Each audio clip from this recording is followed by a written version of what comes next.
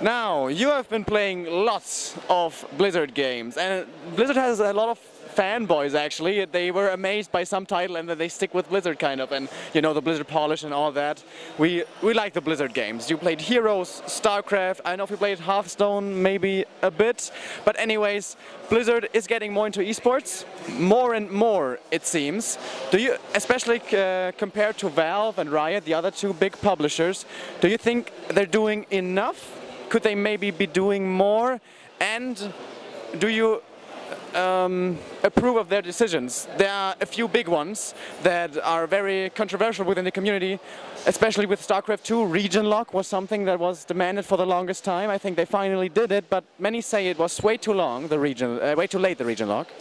We'll wait with the other questions later. I'm trying to remember everything. Basically, you asked, can Blizzard do more? The answer is yes, but they have a different approach, I feel like, to Valve and, what did you say? Riot, yeah, Valve and Riot. Like, there's probably many ways to do it, but let's simplify it to what looks like are the two ways to do it. Riot and Valve are taking quite an active approach in taking control of the tournament ecosystem, putting up a lot of prize money, creating a really big tournament which everything is centered around and which is the main focus of players to try and play in. If you play in Riot's CSL? No, LCS. If you play in Riot's LCS, you pretty much have it made. It's not easy to get in there. First of all, very competitive. Many players play League, and even if you play tic-tac-toe against a billion players, it's hard to be the best. I know tic-tac-toe is a game where you can always play a draw, but let's say something more, and I'm not saying League of Legends is a simple game, it's not. I used to think so, but I haven't played it, but I understand it's not.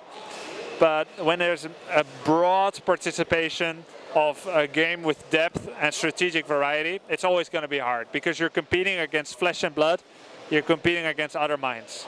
So it's not easy to get in, but if you're in, you're in. Salary, contracts, rules, blah, blah, blah. What this does is it creates a healthy ecosystem for a small amount of players and a guaranteed income. And it's like income, who needs income, passion dies last, blah, blah, blah. But in the end, you need to buy bread and milk, right? Especially when you grow older. You need to think about future babies and stuff. So then you've got the approach of Blizzard. And they say, as far as I understand, we want to allow the possibility of any organization, if you are legit and you know what you're doing, to come up and try and start to create something new. Now, that means more freedom, more different kinds of tournaments. In a sense, a more fragmented scene. There could be 4 tournaments at Easter weekend. One in Denmark, France, one in England, and one in Norway. And this actually happened. I'm not exaggerating. Yeah, oversaturation was a big thing with Starcraft, of course, in the beginning. Especially when there's 5 in one weekend.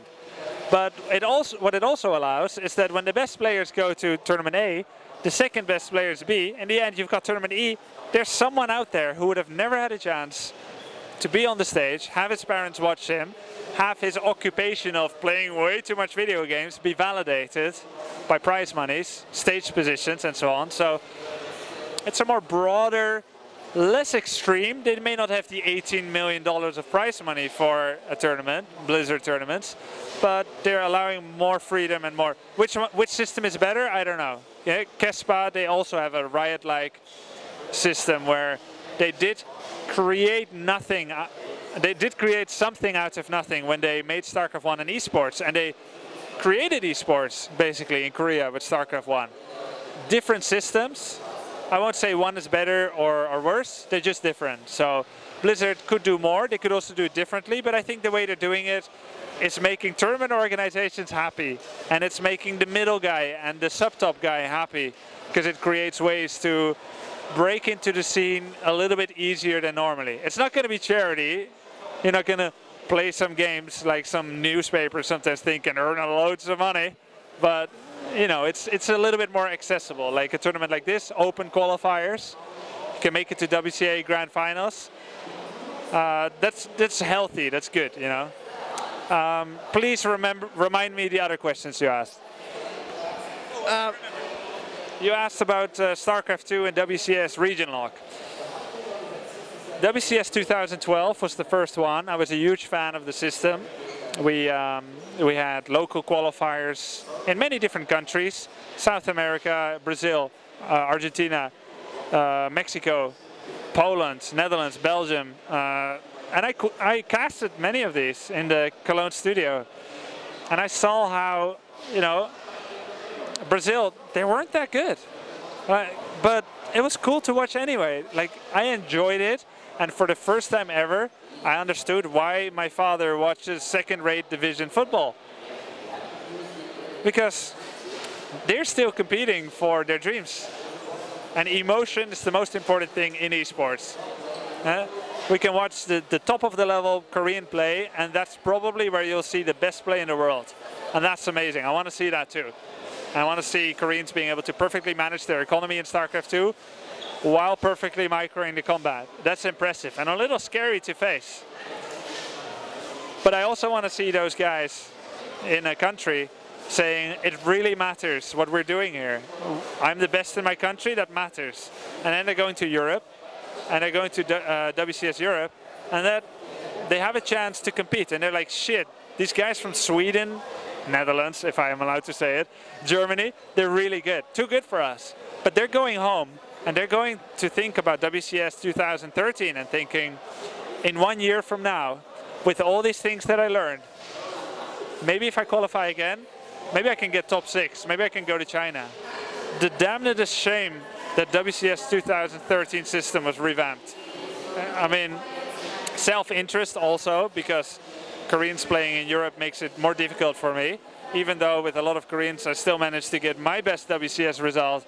More so, I got top 4 with a lot of Koreans in it, and I got top 6 when there was no Koreans. But still, you know, you can understand it's probably a bit easier without them. But you see a lot of people, like fans, who admire the top level of play, and they admire Korean level of play. They're ridiculing the European players. Oh, it doesn't mean anything if there's no Koreans, and the Europeans just want a charity road to victory. It's not like that, and it's a little painful to read as well, like a little hurtful. But then again, like, you can ignore those things. I can do that, but the thing is, like, it's not even only about that. It's about creating tiers of competition that allows a more broad scene to develop, which will eventually produce a world-class star from the West to also compete with the Koreans. Look at the French people now. Petit Drogo got second place at Aces ROG. He 2-0'd Keen, 2-0'd Apocalypse, and 3-0'd, what's his name?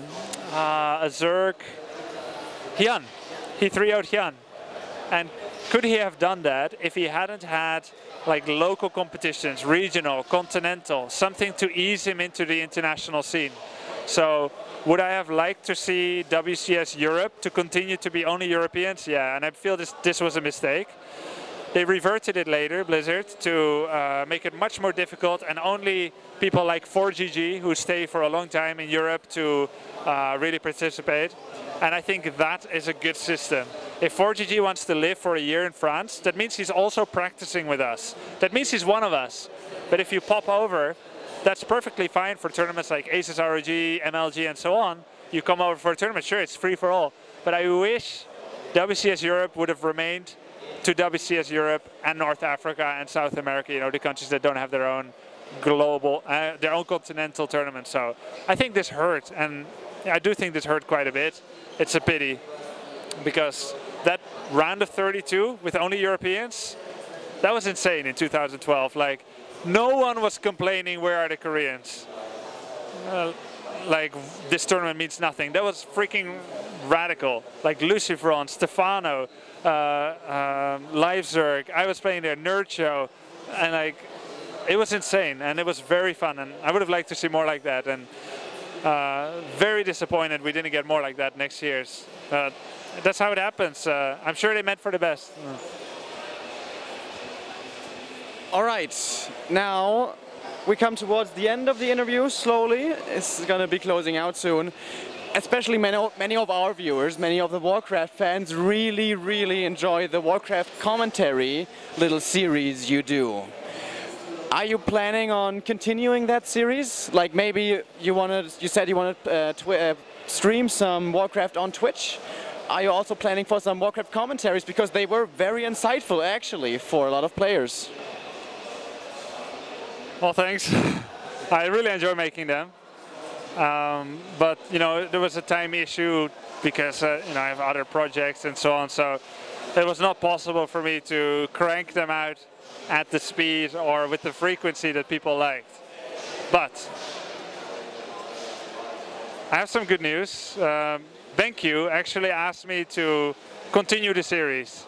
All I need to do is put their logo on it, get some support. They asked me to continue that series, so I will. I'm gonna start making them again. Can you give us a Back to Warcraft exclusive when that's gonna happen? Let's see. I'm going on a holiday in 6 days. I'm still here for 3. Now I'm back. I promise you,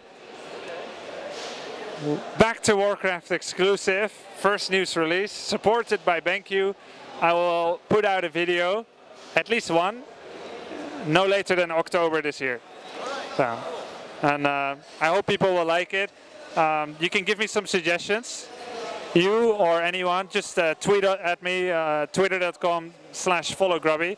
Just let me know which game that I haven't covered yet would you like to see. Because I can pick one myself. I even have some replays lined up which I never got to yet. But which ones would you like to see? And preferably also link me the download link of the replay. I have probably 1 billion replays on my hard drive still.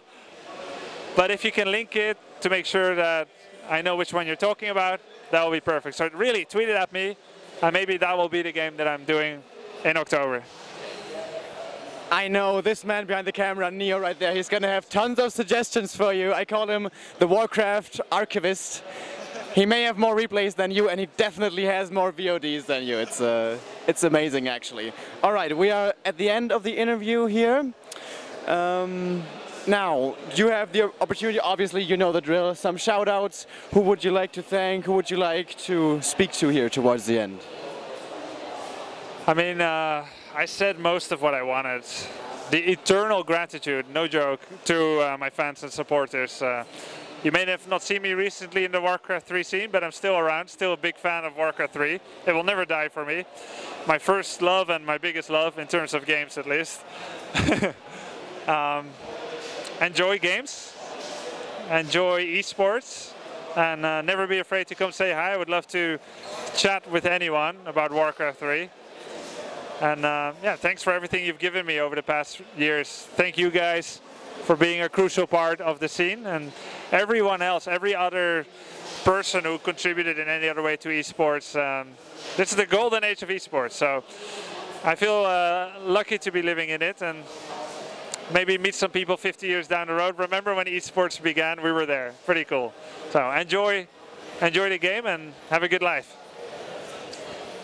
Those were pretty beautiful ending words. Thank you very much for the interview, Grubby. It's been a pleasure.